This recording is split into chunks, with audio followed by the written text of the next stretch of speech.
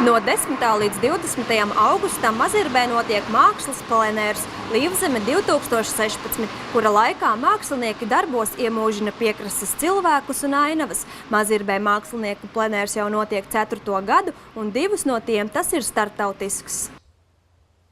Kolkas pagasta piekrastes ciemos vēl ir saglabājies šeit raksturīgais kultūrvides mantojums. Vēl ir dzīvi cilvēki ar lībiešu saknēm, kas var pastāstīt par dzīvi piekrastē gan pirmspadomju, gan padomju laikā.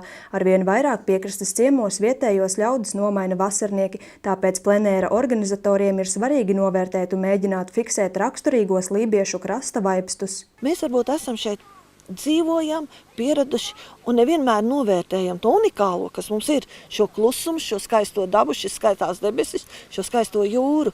Bet tad, kad mēs atnākam uz izstādi, jā, bet cik te tomēr pie mums ir skaisti un interesanti, un kādi tomēr mums ir cilvēki, kurus mēs tā ikdienā pārējām garām un tā, kad nenovērtējam, neredzam, viņi klusi un nemanām, bet viņi jau šai vietai dod to sāli.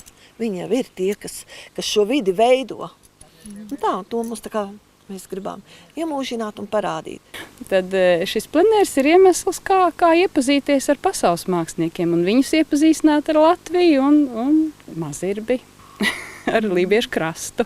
2. gadu plenērs ir starptautisks, jo organizētājiem būtiski šķiet iesaistīt arī somugru un citu tautu māksliniekus. 1939. gadā celto Mazirbes lībiešu tautas namu rotā plāksne, kur minēti galvenie nama celtniecības atbalstītāji – somi, igauņi, ungāri un latvieši. Ar šo plenēru organizatori vēlas aktualizēt dažādu tautu radošo sadarbību, kura vieno kopīgas saknes. Man Latvija ļoti patīk. Nezinu kāpēc, bet Latvijā esmu bijis ļoti reti.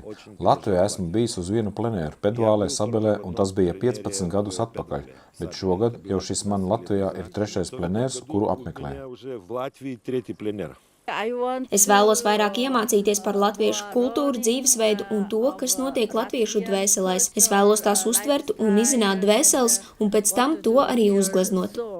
Mākslinieki atklāja, ka plenērs viņiem ir nepieciešams, jo tas ir gan radošs darbs, gan gara atpūta, kas ļauj atkāpties no ikdienas steigas. Piedalīties šādos plenēros ir iespēja paplašināt skatījumu uz pasauli un gūt jaunas idejas un sajūtas nākamajiem mākslas darbiem. Ja tu, kā saka, darbnīcā mājā tikai strādā, tad iznāk tāda kā atkārtošanās, bet šeit dabā nekas neatkārtojās. Atbrauc citu gadu, pilnīgi viss savādāk.